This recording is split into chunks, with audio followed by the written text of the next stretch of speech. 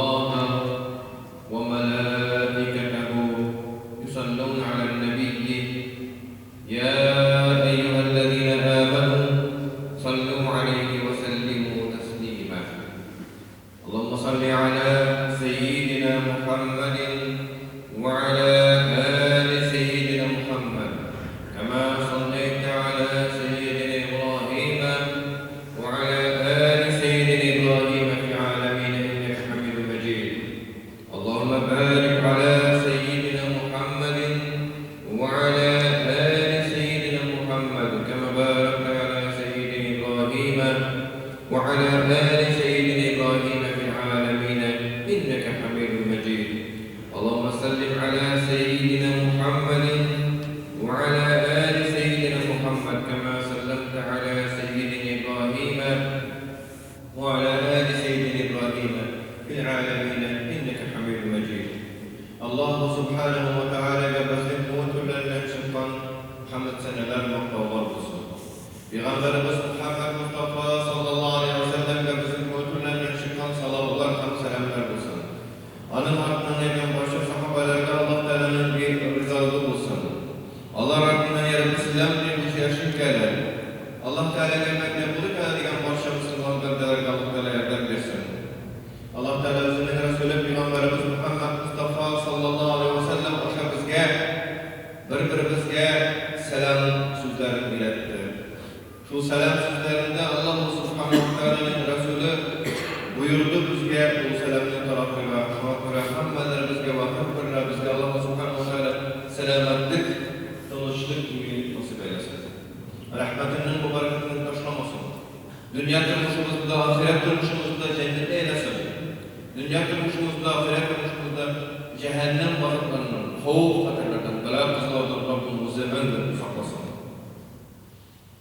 Şimdi bizim uzgiyat tarafından rastlanan vagaz, minge vagaz temasına gelgende biz Allah Teala karşında ihlaslılığımızın nimdi derecede ekenliği durumda uylamu vagazı bulsak min bir kuanaydı.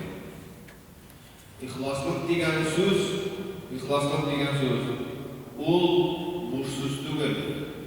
İhlaslık degen söz, bik tüplü, kamçılık vakatlar bizni köp eybirge javaplılıkka tartan söz.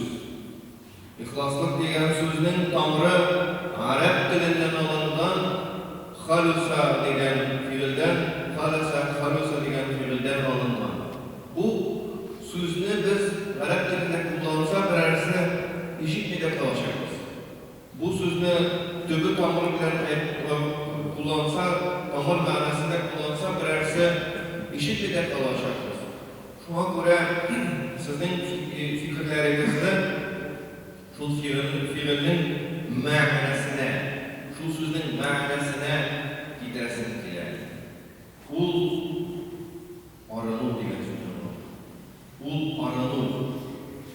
İhlas degen sözünde o'zingni to'lisincha arındırı. Nerseden arındırı? Resul-i Ekrem sallallahu aleyhi ve sellem kelgan qabilesine, milletine qarasa, Resul-i Ekrem sallallahu aleyhi ve sellem kelgan milletindagi bo'lgan nimdi dinimizga qarshi bo'lgan sifatlar bor edi, butunisidan arınırga Resul-i Ekrem sallallahu aleyhi ve sellem taqdim etdi. Şu yol bilen bizni de eyletti. Şunun bilen, şunun aşağı bizni de eyletti. En birincisi edi nerse, Resul-i Ekrem sallallahu aleyhi ve sellem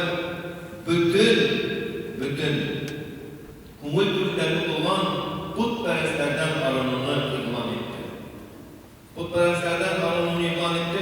Şu kadar Resul-i Ekrem sallallahu aleyhi ve sellem şu kadar Resul-i Ekrem sallallahu aleyhi ve sellem o'zining da'vatini olib bordi ki bizning ummatga aytib qoldirgan iğlanı so'zi min ummatim uchun zo'r shirkdan qo'rqmang dedi. Ya'ni bizning ummatni Resul-i Ekrem sallallahu aleyhi ve sellem 1440 1450 yıl ilk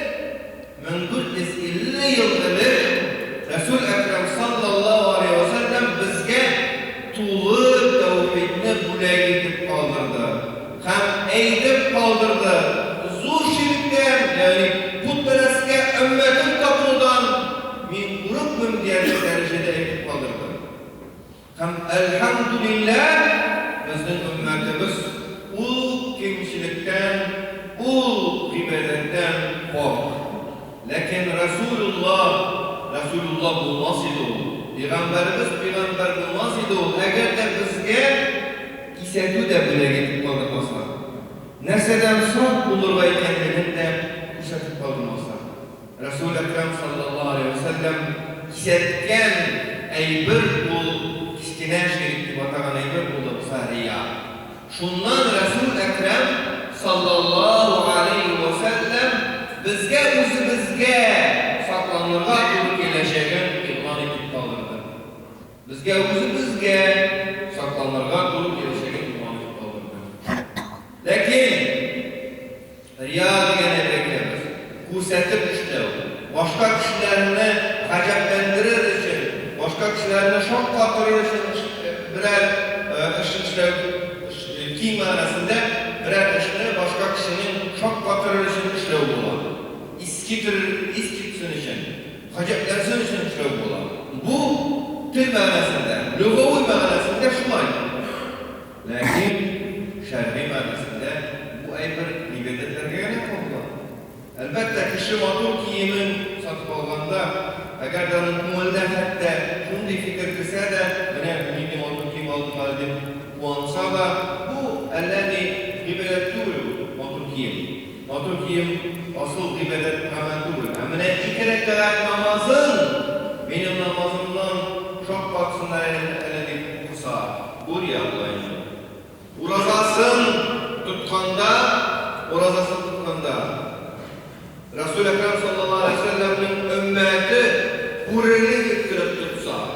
Mine hazır elhamdülillah. Bir kuanışlı eybir buraya Müslümanlar arasında nafil urazası tarafından.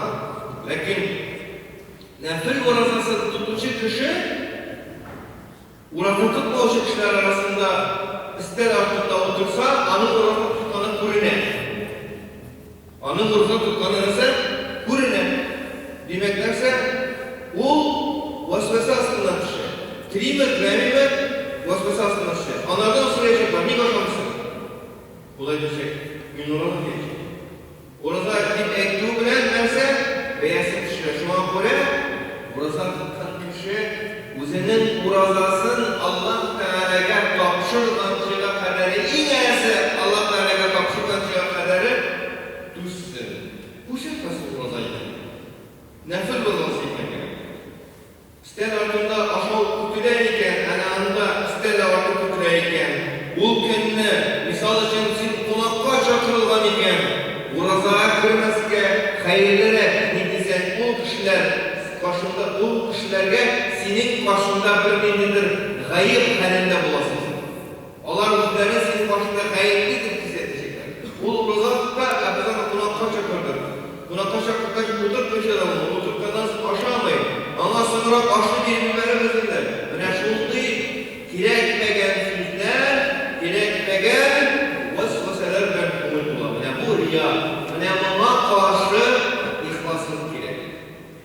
Bundan tulusunca arınlar için ihlaslık gerek. Şu an böyle Allah Teala'dan ihlaslıkını sorarmak gerek. Sen eğer de uğrazanını tutasın iken aldan para, ülkünü, gündüz senin tunakla şakırmazlar mı?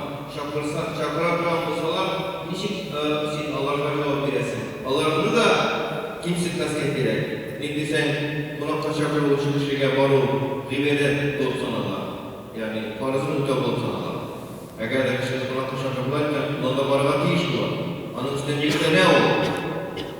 Tam barası iken güzeller. Nefil uğrazaş desin misin? Yeki farzını desin mi? Tunakla şakır olandan sonra barığa farzını desin mi? Yedesin. Nefil uğrazını tutasın. Nefil uğrazını tuttun iken onda barığa şişkisiyle şeye turkile. Ne bu eybirlerini biz uylardan değişmiyoruz. Ne bu eybirlerini uylasa aldan fani bilsek işlerimizge, riyadan kutlu yolların görebilsek, ihlaslıkımızda ardına ümit var. Elbette Allah Subhanahu ve Teala bizim umutlarımızda ihlaslık salmasa, biz biliriz mi, türlü vasıflar arasında yaşayacağız. Agar Allah subhanahu wa ta'ala ihlaslık salsa, ol vasıflardan hali oluruz, yani ol vasıflardan kurtuluruz inşallah. Şuna göre kaderli din kardeşlerim, biz amel kılgan vakitte özümüzün Allah Teala karşısında ihlaslılığımızın derecesini kararmak için oluruz. Misal için, indi münafıklar her vakit iskakşırıp tutuyor, turbiyle ana etmesen de bulmayın, etergen bilek, etsen de hemen bir şey tuturken turbiyle verdik. Mana Jumat'ın getirdiğinde, biz Jumat'ın getirdiğinde ikinci azandan sonra birinci namazlar okuyoruz. Bu bütün burunlu bizden şeriat, fikir kitaplarda yazılır. Lakin biz bunu nasıl bilmemiz mi savaşamız kılmakla karşı? Bunu öğrenmeye gerek özümüzün bilmemiz. Mana kişinin ihlaslığı, onun bir türlü ibadetke yarışıp şu ibadetle kıldığı bilen gene artmayın. Şu an göre Resulullah sallallahu aleyhi ve sellem nasıl diyen? Fadlul alimi ala abidi deyip boşlanan hadisi var. Alim kişinin kıllık eteceğine ibadet kılışı karşısındağı üstünlüğü diyen benim başka peygamberler arasındaki üstünlüğüm kılık değil. Resul-i Ekrem sallallahu aleyhi ve sellem'in başka peygamberler arasında üstünlüğünü biz biliriz. Hem ilim ehli bulsa da kişi şulay bu derse türlü vasıfasıyla burunlarını eğlenirge ama şengildir tutuğa. Şuna göre dinimizni öğrendik. Mana şu öğrenme hizmetinde bulganda, mana şu kitaplarda kazanma hizmetinde bulganda, mana şu ilim ehillerinden özünün Allah'a hürmetini yükseltir. Bilim Allah'a diregen revişte sırallarını bir başa kişiye ihlaslıkla erişeneydi. İlim ehlinden mana hazır karalgan bir sırav veriyor tertipler, karalgan eder. Kişinin başın katırır için sırav veriyor karalgan. Sıravın biri cevabın bilemdi. Lakin sıravın biri bu özünün cevabını bilemdi bedir. Şunda var. Lakin sıravın biri senin başını katırır için. Sen bizlerge bir başın katırga bir kitabırga başka mana cevabını bitirip etkenensin. Eli o sina özünün bir diktin biri. Min sinnetlerinde min sinnetlerinde tutup etken. Bu mantıklı. Biz ilimini almanda sıravını birlikte tüvençilik gerekiriz.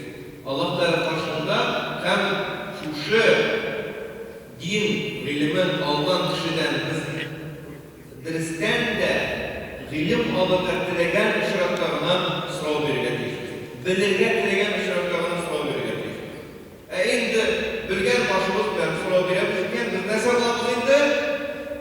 Peygamberimizde tamama kadar olan peygamberlerini sınav ilgen türlü mekerli hidrislarda kuşak kalamız. Kilir, peygamberlerinin başını batırtırgen hidrislar hem türlü mekerli zatlar Allah üzerinin mekerliği bilen degenler var. Peygamberimiz aleyhissalatu vesselam'ın da başını tutturur. Bir gene çok mertebe katılır.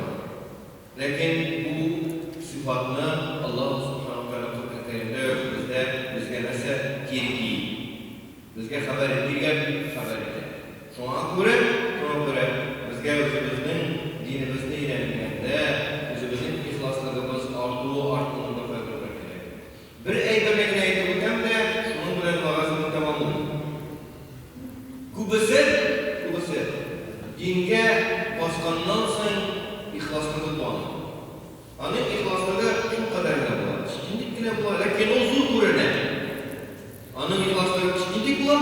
Lakin o zul kurene. Ul her güne dinge bastı. Ul her güne namaz da başladı. Her güne avazat da başladı. Uluzun bir ihlaslığı kesinti böyle. Hem şunun bilen paralel edevişte dinliyle başladı.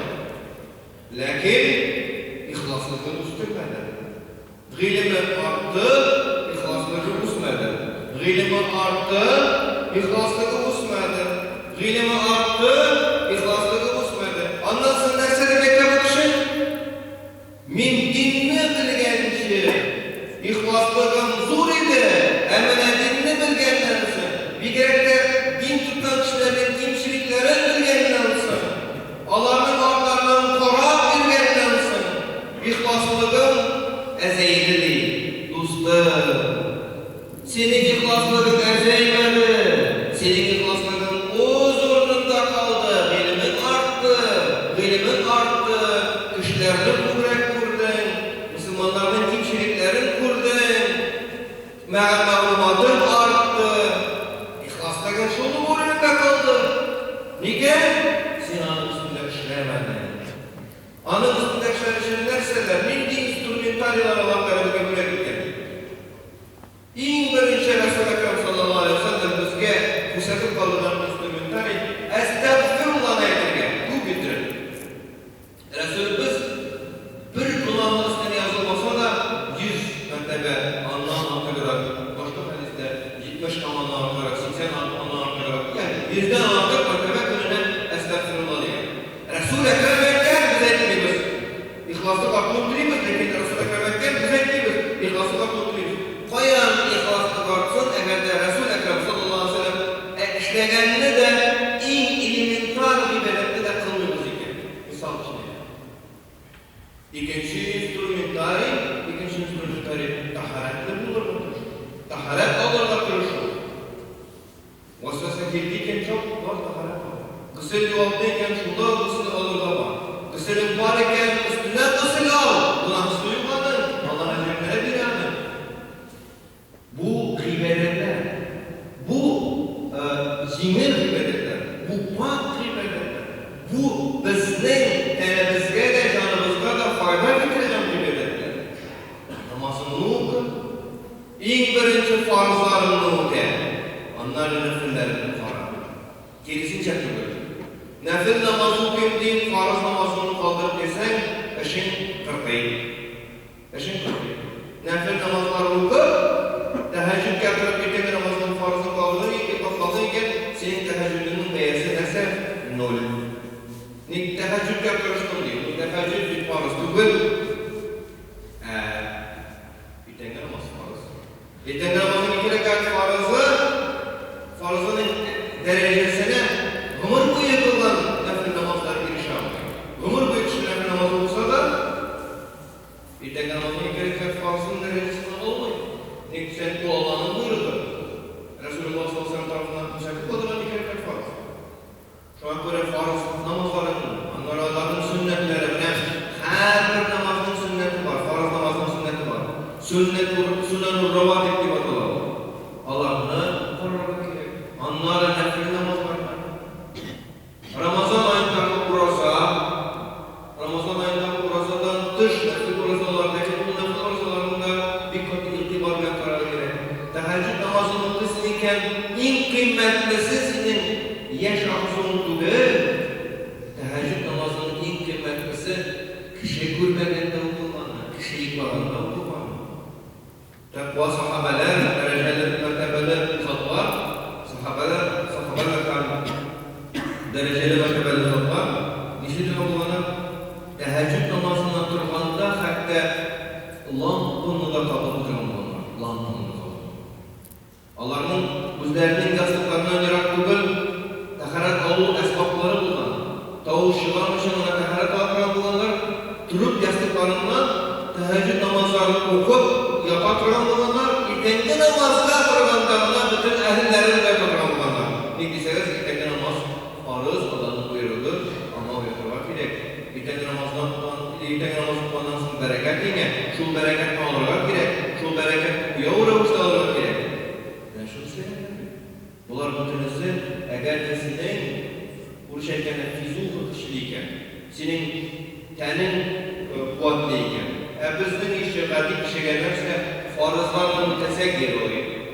Farzın mütese Allah'a şükür, büyük büyük maladet. Farzın mütemelse bir halin aşar, insan kıyamet gününde anmış cevap tutacak. Şu an göre farz namazlarımızını kaygıtırmak gerek. Farz namazlarımızını kaygıtırmak gerek.